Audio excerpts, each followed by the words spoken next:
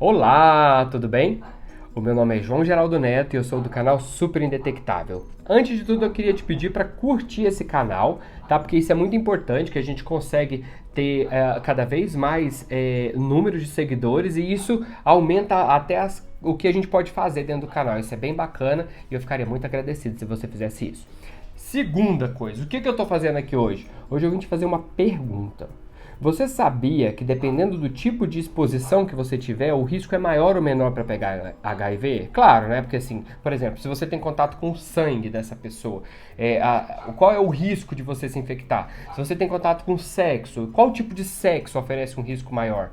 Né? Então eu vou falar tudo isso baseado numa tabela do CDC, dos Estados Unidos, que é o Centers for Disease Control and Prevention dos Estados Unidos. É como se fosse a SVS do Brasil, que é a Secretaria de Vigilância em Saúde do Ministério da Saúde. Tá? Então, as questões de HIV estão dentro desse CDC. E lá eles elaboraram uma tabela baseada na quantidade de, por exemplo, possibilidades dentro de X número de exposição. Por exemplo, 10 mil exposições, qual é a possibilidade dessa pessoa se infectar? E eu vou começar do mais baixo para o mais alto risco. Então, da coisa que oferece menos risco para a coisa que oferece mais risco. Então vamos lá. Primeira é compartilhamento de brinquedos sexuais. Vamos supor um dildo, um consolo, um vibrador. Né? O compartilhamento desse tipo de material, ele oferece um risco que é zero, tá? Praticamente zero. Apesar de a gente ter tido um caso de infecção entre lésbicas, que foi uma menina que tinha HIV e não estava em tratamento, transmitiu o HIV para sua companheira na troca de brinquedo sexual. Mas essa troca foi uma troca muito rápida, tá? E com sangramento, porque isso é importante no caso, né? Houve um sangramento, abriu uma ferida, ou tinha uma IST. Então foi o único caso de fato confirmado de transmissão sexual do HIV entre lésbicas. Então, assim, mas de qualquer maneira, é um único caso confirmado, e isso a gente considera que é insignificante, que ele não gera um dado que preocupe ou que diga, você não deve usar. A gente não deve usar por outras N questões, né? A gente tem a questão de transmissão de infecções sexualmente transmissíveis que pode ser muito alto, porque tem infecções que são super infectantes, como o HPV, por exemplo, a sífilis. Com essa troca de brinquedos, por mais que ela leve um tempo entre a penetração de uma pessoa e a penetração da outra pessoa, o risco é bastante alto para algumas IST. Outra coisa, subindo na tabela, vamos colocar assim, a exposição ao sêmen ou saliva, né? Vamos supor que, tá lá, você tá transando com uma pessoa que tem pênis, menino ou menina, não tem diferença a questão de gênero ou de sexualidade, eu vou falar de exposição, de forma de exposição.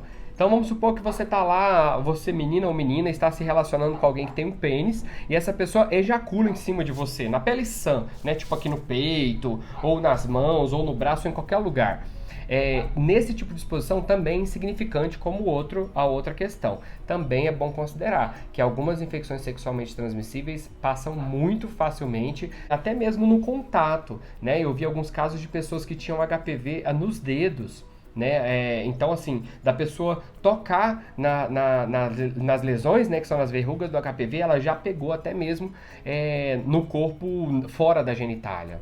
Uma outra coisa também que é insignificante é cuspida, né? A gente viu, né, aquela questão que aconteceu lá no Congresso, aquela coisa horrorosa, que rolou uma parada de um no outro, aquela coisa nojenta, e um dos caras, né, um dos deputados lá que levou a cusparada disse que ia pegar a AIDS porque o rapaz era gay, demonstra uma ignorância absurda, né? Primeiro é que nem todo gay tem HIV, e que também não transmite através da saliva, né? Então duas coisas que... Mas ele é um grande produtor de fake news, esse deputado que falou isso aí, e a gente entende que é mais uma fake news, né? Mais uma coisa errada que ele passou.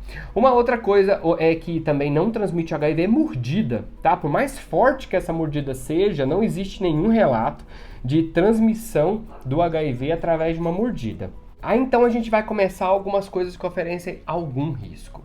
né? Vamos assim começar dentro dos contatos, né? Sexuais e não sexuais, o que que pode oferecer o maior risco e o menor risco. Por exemplo, sexo oral insertivo. Esse risco é muito baixo. A gente considera que é possível, porque a gente está falando de líquido com HIV na mucosa, mas ele é improvável. Os casos confirmados desse tipo de infecção são baixíssimos. Lembrando mais uma vez que a gente está falando de HIV, tá? As infecções sexualmente transmissíveis pode ser transmitida muito facilmente. E lembrando também que todos esses casos aqui dessa tabela, eles consideram pessoas que não estão em tratamento, porque pessoas que estão em tratamento não transmitem o HIV. Lembra do I igual a I? Então isso é importante a gente considerar também. E a do sexo oral, ela serve tanto para fazer sexo oral em alguém, quanto receber o sexo oral de alguém. Né? É claro que a ejaculação, ela influencia, porque ela aumenta ou diminui a quantidade de líquido, né? Então ela aumenta ou diminui um pouco a possibilidade, mas de qualquer maneira a probabilidade continua sendo baixíssima, né? Tipo, praticamente insignificante, mesmo em 10 mil exposições. E aí a gente começa então com alguns tipos de exposição que aumentam bastante o risco, tá?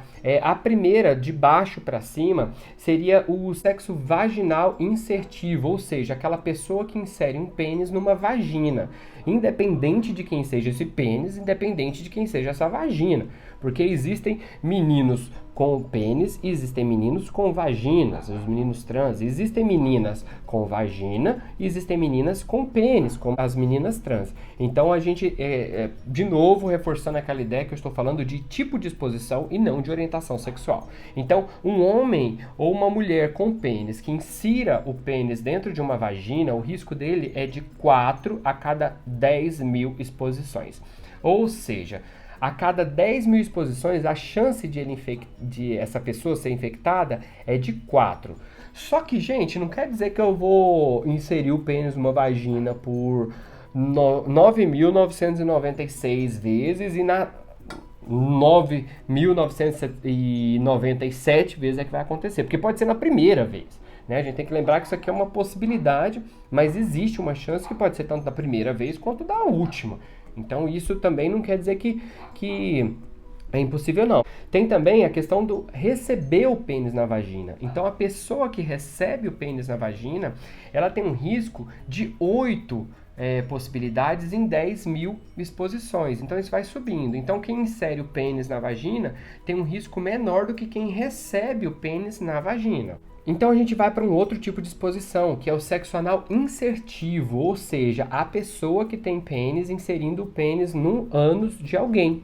Esse risco aí ele sobe para 11 possibilidades em 10 mil exposições. Considerando que essa pessoa que está recebendo o sexo anal, ela não está em tratamento, ela é positiva e não está em tratamento, é de 11 para 10 mil exposições. Então a gente tem a exposição por sexo passivo, ou seja, um homem ou uma mulher que receba o sexo anal de uma pessoa infectada e não em tratamento. Né? Isso significa o quê? Qualquer pessoa, independente do gênero ou da orientação sexual, que receber o sexo anal passivo. Nesse caso, o risco vai para 138 a cada 10 mil exposições.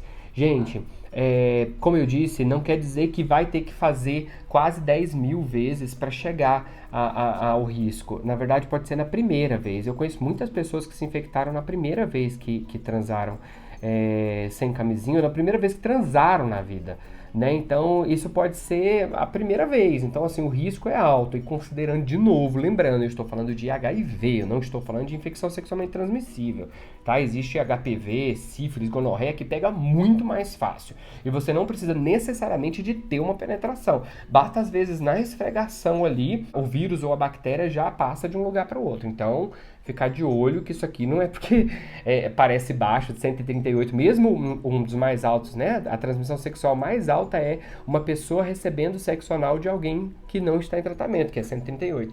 Parece baixo, mas não é baixo não, é alto pra caramba a possibilidade. Então vamos passar então para as não sexuais. As não sexuais eu separei, não sexual e sexual, subindo, compartilhamento de seringa é de 63 possibilidades, ou seja, 63 chances de pegar HIV em 10 mil exposições.